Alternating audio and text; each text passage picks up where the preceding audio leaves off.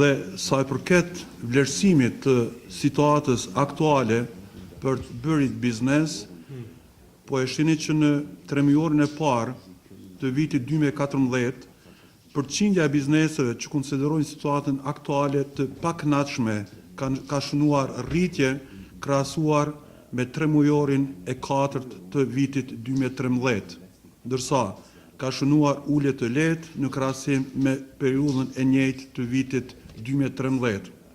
Po e shini që do thot shkalla e pakënaqësisë është në rritje, në tremujorin e fundit të vitit 2013 ka qenë 24% dhe sot e kemi 29% që e tregon një mac vërtet shqetësues.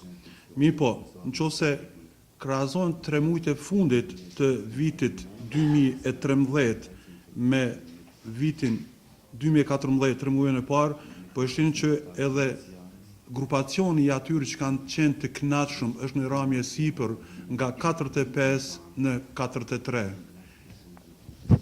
Në bilancin tjetër e shihni që në vitin 2013, në tremujorin e parë dhe në tremujorin e dytë, e kemi pas një situatë e cila ka qenë, do thot, më stabile, e ka pas një trend rritës. Der diesjährige Wahlkampf zu den Parlamentswahlen hat sich vor allen Dingen auf Wirtschaftsfragen konzentriert. Periudha, domethënë parazgjedhore, fushata parazgjedhore në Kosovë këtë herë ka qenë shumë e përqendruar tek zhvillimi ekonomik. Das ist für mich ein sehr gutes Zeichen. Es zeigt, dass alle politischen Parteien erkennen, wie wichtig die wirtschaftliche Entwicklung ist. Dhe ky është për mua një shenjë shumë i mirë sepse të gjitha partitë politike e kanë kuptuar se sa e rëndësishme është ekonomia për zhvillimin e një vendi. Und wer immer jetzt die Regierung stellen wird, es ist wichtig, dass die Ansätze und Ideen, die auch im Wahlkampf vorgebracht worden sind, dann auch umgesetzt werden. Dhe kushdo të qoftë që e bën qeverinë e ardhshme, është shumë e rëndësishme që idetë dhe ato çështjet që i kanë pasur në fushat të mund të implementojnë në një masë sa më të madhe çështje.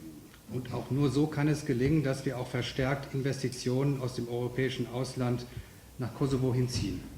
Dhe vetëm në këtë mënyrë është e mundur që të tërhiqen investimet nga Europa për të bërë në Kosovë.